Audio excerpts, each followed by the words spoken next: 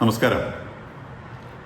ഇന്നത്തെ Iranian state ടെലിവിഷനിൽ വന്ന ഒരു വാർത്ത ന്യൂയോർക്ക് ടൈംസും AFPയും ഒക്കെ വളരെ പ്രാധാന്യത്തോടെ എടുത്തു കാണിക്കുന്നുണ്ട്. ആ വാർത്ത ഇത്തരത്തിലാണ്: 2024 പെൻസിൽവാനിയയിലെ ബട്ട്ലറിലുള്ള ഒരു ഇലക്ഷൻ ക്യാമ്പയിനിൽ ഡൊണാൾഡ് ട്രംപിന് നേരെ ഒരു വെടിവെപ്പുണ്ടായത് നമുക്ക് എല്ലാവർക്കും അറിയുന്ന കാര്യമാണ്. നമ്മളതിൻ്റെ പിക്ചേഴ്സൊക്കെ കണ്ടതാണ്. അദ്ദേഹത്തിൻ്റെ ചെവിയിൽ വെടിയേൽക്കുന്നതും അവിടുന്ന് ചോര ഒലിക്കുന്നതും, വെടി വരുന്ന സമയത്ത് അപ്രതീക്ഷിതമായി അദ്ദേഹം തല ചായ്ച്ചതുകൊണ്ട് മാത്രം ആ വെടികൊണ്ട് അദ്ദേഹത്തിന് കൊള്ളാതെ പോയതുമൊക്കെ നമ്മൾ ടെലിവിഷനിൽ കണ്ടതാണ്. അപ്പോൾ ഈ ഒരു വിഷ്വല് ടെലിവിഷനിൽ എടുത്തിട്ട് അവർ ഇറാനിയൻ ടെലിവിഷനിൽ ഒരു ടൈറ്റിൽ സ്ക്രോൾ ചെയ്യുകയാണ്. സ്ക്രോളിംഗ് ഇങ്ങനെയാണ്: this time it will not miss the target. അതായത് ഇത്തവണ ലക്ഷ്യം തെറ്റുകയില്ല എന്നാണ് അവരതിൽ സ്ക്രോൾ ചെയ്തിരിക്കുന്നത്. അപ്പോൾ അത് ഇറാനിയൻ സ്റ്റേറ്റ് ടെലിവിഷനാണ് ഇത് വന്നത്. അതായത് രണ്ട് കാര്യങ്ങൾ അതിനകത്ത്: ഒന്ന്, ആ വെടിവെപ്പ് അന്ന് സ്പോൺസർ ചെയ്തത് ഇറാൻ തന്നെയാണ് എന്നുള്ളതിൻ്റെ തെളിവ്. രണ്ട്, ഇനിയും ട്രംപിനെ പേഴ്സണലായിട്ട് അവർ ലക്ഷ്യം വയ്ക്കും എന്നുള്ളതും, ട്രംപിനെ കൊല്ലാനായിട്ട് അവർ പേഴ്സണലായിട്ട് ലക്ഷ്യം വയ്ക്കും എന്നുള്ളതും. അപ്പോൾ ഖമനേയിയെ കൊല്ലും എന്നുള്ള റിപ്പബ്ലിക്കൻ ലീഡറിൻ്റെ പ്രസ്താവനയ്ക്ക് ഒരു മറുപടിയായിട്ട് കരുതിയാൽ മതി. പക്ഷേ ട്രംപിൻ്റെ സ്വഭാവം വെച്ചുകൊണ്ട് അദ്ദേഹം അതിനെ ഏത് തരത്തിലെടുക്കും എന്ന് നമുക്ക് ഊഹിക്കാവുന്നതേ ഉള്ളൂ. പക്ഷെ അതിനിടയിലൂടെ തന്നെ തണുപ്പിക്കൽ കാര്യങ്ങൾ നടക്കുന്നുണ്ട്. ട്രംപ് പറയുണ്ടായി, ഇനി ഇറാനിലുള്ള ആളുകളെ കൊല്ലുകയില്ല എന്നുള്ള ഉറപ്പ് എനിക്ക് ലഭിച്ചിട്ടുണ്ട്. അദ്ദേഹത്തിന് ആരാ ഉറപ്പ് കൊടുത്തെന്ന് അദ്ദേഹം പറഞ്ഞില്ല. ഗവൺമെന്റിന്റെ വളരെ ടോപ്പ് പൊസിഷനിലുള്ള ആളുകൾ അദ്ദേഹത്തിന് ഉറപ്പ് കൊടുത്തിട്ടുണ്ട്. അതുമായി ബന്ധപ്പെട്ടുണ്ടായ സംഗതി, ഇന്നലെ ഈ പ്രകടനത്തിലൊക്കെ പങ്കെടുത്ത ഒരാളെ തൂക്കിക്കൊല്ലാൻ വേണ്ടി വിധിച്ചിരുന്നു. അയാളെ പിടിച്ചിട്ട് ഒരാഴ്ചയിൽ താഴെ ആവുന്നതേ ഉള്ളൂ. കോടതി ഹാജരാക്കിയത് ഒറ്റ ദിവസം കൊണ്ട് തന്നെ കോടതി ഈ പ്രൊസീജിയറൊക്കെ അവസാനിപ്പിച്ച് ഇയാളെ തൂക്കിക്കൊല്ലാൻ വേണ്ടി വിധിക്കുകയാണ് ചെയ്തത്. അയാളുടെ പേര് ഇർഫാൻ സോൾട്ടാനി എന്നാണ്. 26 വയസ്സേ ഉള്ളൂ, ചെറുപ്പക്കാരനാണ്. ടെഹ്റാന്റെ പരിസര പ്രദേശങ്ങളിൽ നിന്ന് ഈ റൈറ്റിൽ പങ്കെടുത്തു എന്നതിൻ്റെ പേരിൽ പിടിക്കുകയും അദ്ദേഹത്തെ വിത്തൗട്ട് ട്രയൽ എന്ന് തന്നെ വേണമെങ്കിൽ പറയാം, കോടതിയുടെ മുമ്പിലെ പേരിനെ ഹാജരാക്കി അയാളെ തൂക്കിക്കൊല്ലാനും വിധിക്കുകയും ചെയ്തു. പരസ്യമായിട്ട് അവരുടെ ഒരു രീതിയുണ്ട്, പള്ളിയുടെ മുമ്പിൽ കൊണ്ട് തൂക്കി ആളുകളെ കാണിക്കുന്ന ഒരു രീതി. അപ്പം ആ രീതിയിൽ തൂക്കിക്കൊല്ലാൻ വേണ്ടി വിധിക്കുകയും ചെയ്തു എന്നുള്ളതായിരുന്നു ഇന്നലത്തെ റിപ്പോർട്ട്. ഇന്നലെ ഒരു ഉച്ചയോടുകൂടി അദ്ദേഹത്തെ കൊല്ലും എന്നുള്ളതായിരുന്നു വന്ന റിപ്പോർട്ടിൽ. അപ്പം ട്രംപ് പേഴ്സണലായിട്ട് പറഞ്ഞു, ആളുകളെ തൂക്കിക്കൊല്ലുക, അത്തരത്തിലുള്ള പ്രവർത്തനങ്ങളിൽ ഏർപ്പെട്ട് കഴിഞ്ഞാൽ അമേരിക്ക ഇടപെടും എന്ന് പറഞ്ഞിരുന്നു. അപ്പോൾ അതിൻ്റെ അടിസ്ഥാനത്തിലായിരിക്കണം ഗൾഫ് രാജ്യങ്ങളുടെ മധ്യസ്ഥതയിൽ, പ്രത്യേകിച്ചും ഖത്തറാണ് ഇതിനകത്തൊക്കെ അമ്മായി കളിക്കുന്ന ആള്, അപ്പോൾ ഖത്തറിൻ്റെ മധ്യസ്ഥതയിലായിരിക്കണം, അരാക്ഷിയുമായിട്ടുള്ള സംസാരത്തിൻ്റെ ഭാഗമായിട്ടായിരിക്കണം. ട്രംപ് പറയുന്നു, അവിടെ ആളുകളെ കൊല്ലുകയില്ല എന്നുള്ള ഒരു ഉറപ്പ് എനിക്ക് കിട്ടിയിട്ടുണ്ട് എന്ന് അദ്ദേഹം പറയുന്നു. അപ്പോൾ അത് കഴിഞ്ഞ ഉടനെ തന്നെ അരാക്ചി എക്സ് പ്ലാറ്റ്ഫോമിൽ കുറിച്ചു, അവിടെ ആളുകളെ തൂക്കിക്കൊല്ലുന്ന പ്രശ്നമൊന്നുമില്ല, അങ്ങനെ ഇതിൽ പങ്കെടുത്തു എന്നതിൻ്റെ പേരിൽ അല്ലെങ്കിൽ റയറ്റിൽ പങ്കെടുത്തു എന്നതിൻ്റെ പേരിൽ ആരെയും ശിക്ഷിക്കുകയോ തൂക്കിക്കൊല്ലുകയോ ചെയ്യുക, സ്പെസിഫിക് ആയിട്ട് തന്നെ തൂക്കിക്കൊല്ലുക എന്ന് അദ്ദേഹം പറയുകയുണ്ടായി. അപ്പോൾ ഇദ്ദേഹത്തെ തൂക്കിക്കൊല്ലുന്നത് നിർത്തിവെച്ചിരിക്കുന്നു എന്നുള്ള ഒരു വാർത്തയും ഇറാനിൽ നിന്ന് പുറത്തു വരികയുണ്ടായി. അപ്പം അമേരിക്ക പെട്ടെന്ന് കയറി അടിച്ചു കളയും എന്നൊരു ഭയത്തിൽ നിന്ന് ഇറാൻ അത് ചെയ്തതാണ് എന്ന് വേണം വിചാരിക്കാൻ. കൂടാതെ ഇന്നലെ തന്നെ ഖത്തറിലെ അവരുടെ എയർ ബേസിൽ നിന്ന് അമേരിക്ക കുറേ അധികം സൈനികരെ അവിടെ നിന്ന് മാറ്റുകയുണ്ടായി. കാരണം അമേരിക്ക ഒരു ആക്രമണം തുടങ്ങി വെച്ചാൽ സ്വാഭാവികമായിട്ടും ഗൾഫ് രാജ്യങ്ങളിലെ ടാർഗറ്റുകളിലായിരിക്കും ആദ്യം ഇറാൻ ആക്രമിക്കുക എന്നുള്ളത് വളരെ ഉറപ്പാണ്. കാരണം ഇറാന്റെ മിലിറ്ററി സാന്നിധ്യം ഉണ്ടാവാനിടയുള്ളത് പേർഷ്യൻ ഗൾഫിലാണ്. പേർഷ്യൻ ഗൾഫിലെ കപ്പലുകളിൽ നിന്നോ അല്ലെ ഇറാന്റെ ലാൻഡിൽ നിന്നോ മിസൈലുകൾ വഴി ഇറാനിന് ഏറ്റവും എളുപ്പത്തിൽ ആക്രമിക്കാൻ കഴിയുന്നത് സൗദി അറേബ്യ, ഖത്തർ, ബഹ്റൈൻ മുതലായ അമേരിക്കൻ ബേസുകളെയാണ്. ഇനി കരയിൽ നിന്ന് മാത്രം ഇറാഖിലുള്ള ബേസുകളെയും ആക്രമിക്കാം, സിറിയയിലുള്ള അമേരിക്കൻ ബേസുകളെ ആക്രമിക്കാം. അപ്പം ഈ അമേരിക്കൻ ബേസുകളെ ആക്രമിക്കും എന്ന് പറയുമ്പോൾ സ്വാഭാവികമായിട്ടും ഇവിടേക്കുള്ള പട്ടാളക്കാർക്കൊക്കെ പരിക്ക് പറ്റാനുള്ള സാധ്യതയുണ്ട്. ആക്രമണമാകുമ്പോൾ അങ്ങോട്ടും ഇങ്ങോട്ടും സംഭവിക്കും. അപ്പം അതുകൊണ്ട് ഈ ഗൾഫ് റീജിയനിലുള്ള മിലിറ്ററി ബേസുകളിൽ നിന്ന് അമേരിക്ക പെട്ടെന്ന് പട്ടാളക്കാരെ പിൻവലിക്കുന്നു. അപ്പോൾ സ്വാഭാവികമായിട്ടും ഉടനെ ഒരു ആക്രമണം ഉണ്ടാവുമെന്നുള്ളതിൻ്റെ, അമേരിക്കൻ ആക്രമണം ഉണ്ടാവുമെന്നുള്ളതിൻ്റെ സൂചനയായിരുന്നു അത്. അപ്പോൾ അതിൻ്റെ ഭാഗമായിട്ടായിരിക്കണം ഇറാൻ പെട്ടെന്ന് പോയിട്ട് ഈ ഖത്തറിനെയൊക്കെ ഇടപെടുത്തി കാല് പിടിച്ചിട്ട് പറഞ്ഞിട്ടുണ്ടാവണം, ഞങ്ങൾ തൂക്കിക്കൊല്ലുന്നില്ല, അങ്ങനത്തെ കാര്യങ്ങൾ ചെയ്യില്ല എന്ന് പറഞ്ഞതിൻ്റെ അടിസ്ഥാനത്തിലായിരിക്കണം ഈ ട്രംപ് പറഞ്ഞത് അവിടെ ആളുകളെ കൊല്ലുകയില്ല എന്നുള്ള ഒരു ഉറപ്പ് എനിക്ക് കിട്ടിയിട്ടുണ്ട് എന്നാണ്. അപ്പം എക്സ് പ്ലാറ്റ്ഫോമിൽ അതുകൂടാതെ തന്നെ ഫോക്സ് ന്യൂസായിട്ടുള്ള ഇൻ്റർവ്യൂവും അരാക്ചിക്കുണ്ടായിരുന്നു. അപ്പോൾ അരാക്ചി ആ ഇൻ്റർവ്യൂവിൽ അദ്ദേഹം പറഞ്ഞത് ഹാങ്ങിങ് ഈസ് ഔട്ട് ഓഫ് ക്വസ്റ്റ്യൻ എന്നാണ് പറഞ്ഞത്. തൂക്കിക്കൊല്ലുക എന്ന് പറയുന്ന ഒരു കാര്യം, അങ്ങനെ ഒരു കാര്യമേ ഇല്ല, അങ്ങനെ ഒരു കാര്യം സംഭവിച്ചിട്ടേ ഇല്ല എന്ന് അദ്ദേഹം പറയുകയുണ്ടായി.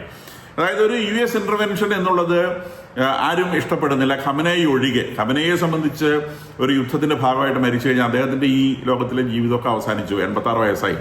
അപ്പോൾ ഇനി ഇവിടുന്ന് അദ്ദേഹത്തിന് ഈ പറഞ്ഞ ആസ്വദിക്കാനുള്ള ശേഷിയൊന്നും തൽക്കാലം അത് വെടിവെച്ചും തളർന്നും ഒക്കെ ചത്തിടുന്നൊരു ശരീരമാണ്.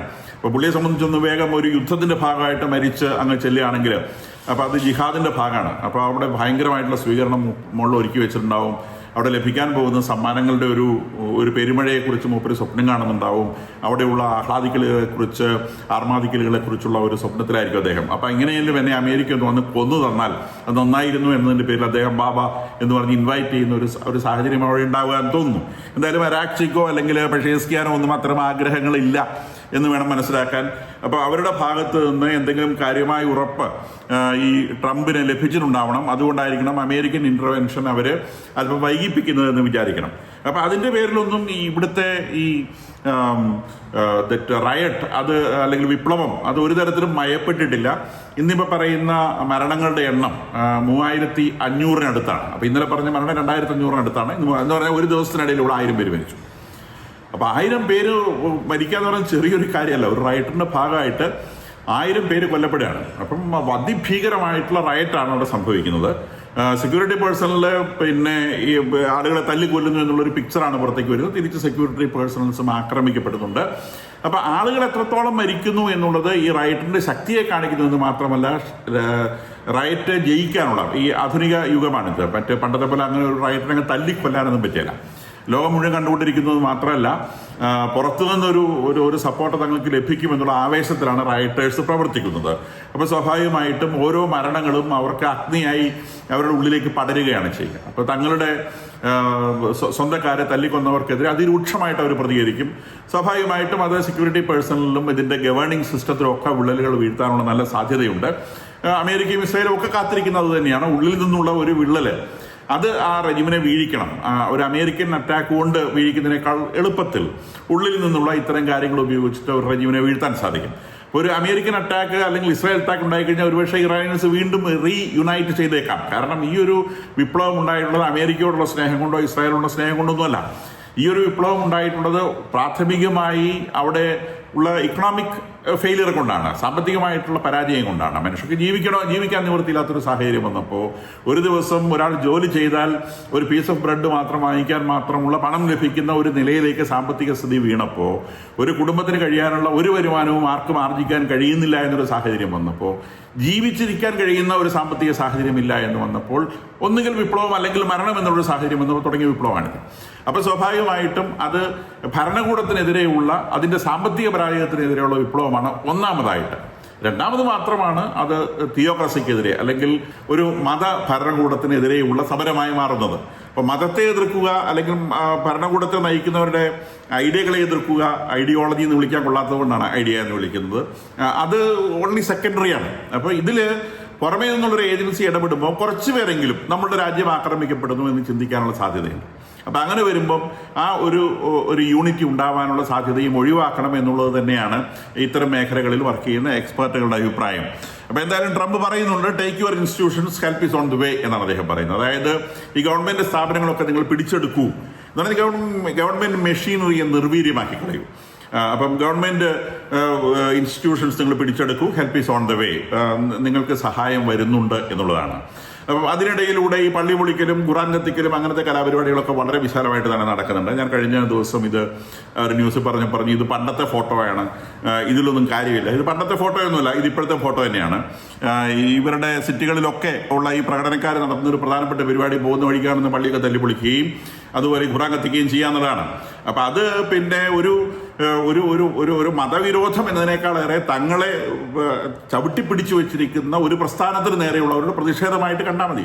അല്ലാതെ ഒരു മതത്തിനെ തല്ലിപ്പൊളിക്കുക എന്നുള്ളതല്ല.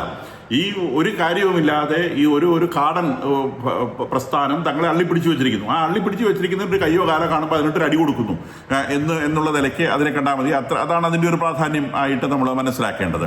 അതിനിടയിലുള്ള ഒരു പ്രധാനപ്പെട്ട ന്യൂസ് വരുന്നത്, അത് മിനിഞ്ഞാന്ന് തന്നെ വന്നൊരു ന്യൂസാണ്.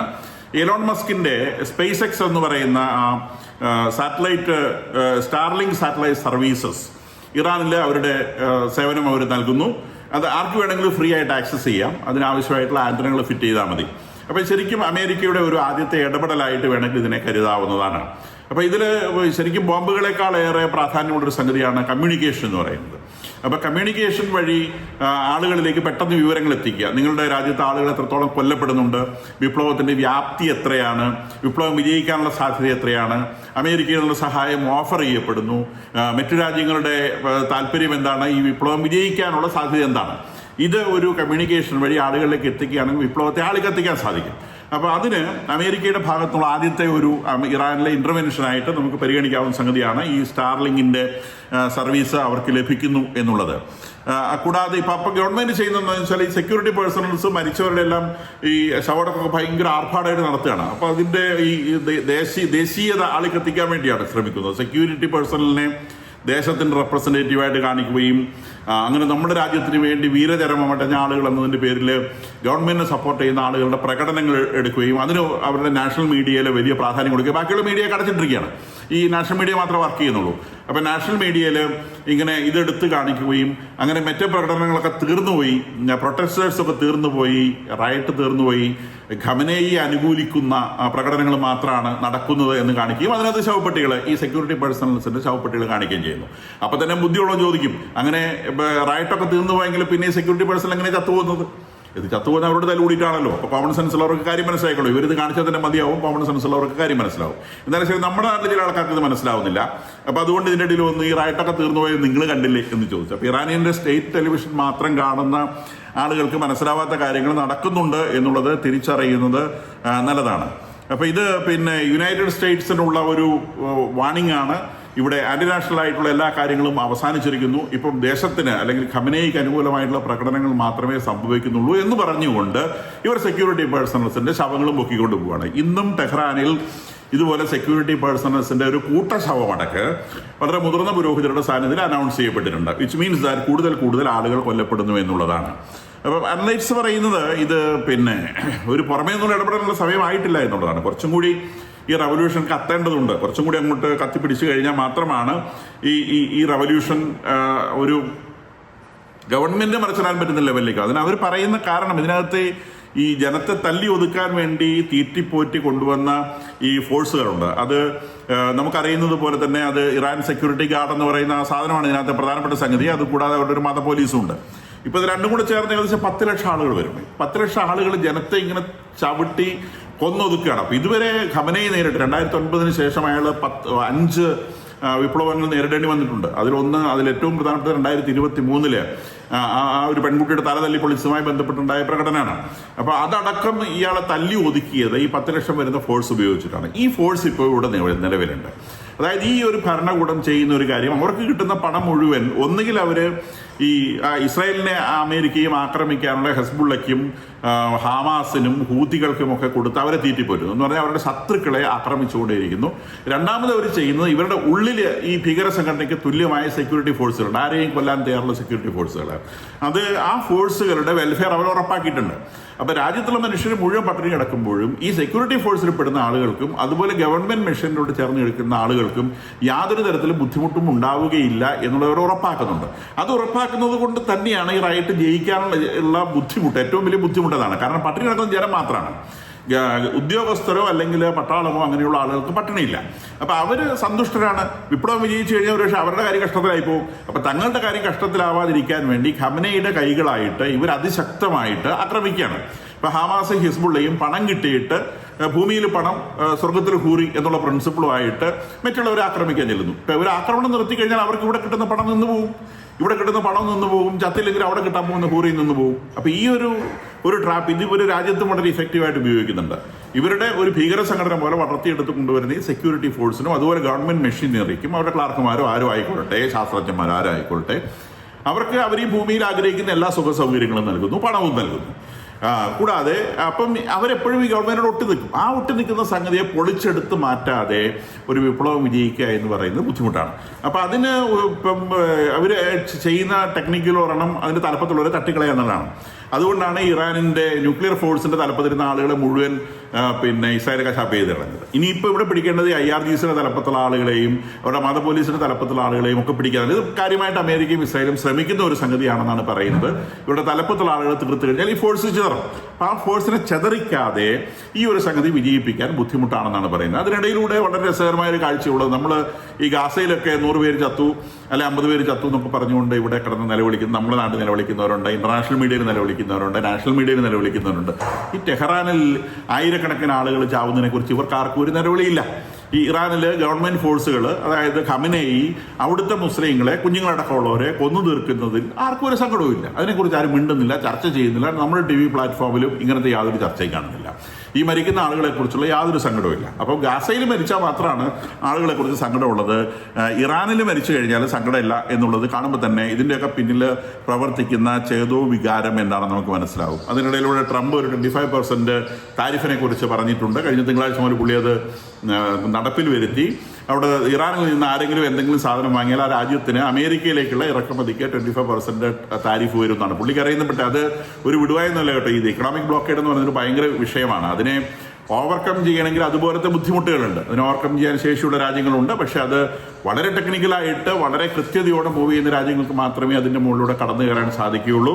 നമ്മളുടെ മേലെയും അദ്ദേഹം വലിയ എക്കണോമിക് ബ്ലോക്കേഡ് പ്രഖ്യാപിച്ചിട്ടുള്ളത്, താരിഫ് പ്രഖ്യാപിച്ചിട്ടുള്ളത് നമുക്കറിയുന്ന കാര്യമാണ്. നമ്മുടെ രാജ്യത്തിന് ഏകദേശം അതിൻ്റെ മുകളിലൂടെ കടന്നു പോകാൻ സാധിച്ചിട്ടുണ്ട് എന്നുള്ളത് ചെറിയ കാര്യമല്ല എന്നുള്ളതും ഓർത്തിരിക്കേണ്ട സംഗതിയാണ്. അപ്പോൾ ഇവിടെ ഈ 25% താരിഫിന്റെ കാര്യം പറയുമ്പം ഏറ്റവും ആദ്യം അലർട്ടാവുന്ന ചൈനയാണ്. കാരണം ഇവരുടെ 80%, ഇറാന്റെ ഓയിലിന്റെ 80% വാങ്ങിക്കുന്നത് ചൈനയാണ്. അപ്പോൾ സ്വാഭാവികമായിട്ടും ചൈനയാണ് അത് ബാധിക്കുക. അപ്പം ചൈന പ്രതികരിച്ചിട്ടുണ്ട്. ഈ ഇക്കണോമിക് ബ്ലോക്കേഡ് എന്നൊക്കെ പറഞ്ഞ് ചുമ്മാ തൊട്ടിത്തരമാണ്, ഇത് നിങ്ങൾക്ക് മാത്രമല്ല ഞങ്ങൾക്കും ചെയ്യാൻ പറ്റും, അങ്ങോട്ടും ഇങ്ങോട്ടും ചെളിവാരി അറിയാമെന്നല്ല, അതുകൊണ്ട് ഗുണമൊന്നുമില്ല എന്നവർ പ്രതികരിച്ചിട്ടുണ്ട്.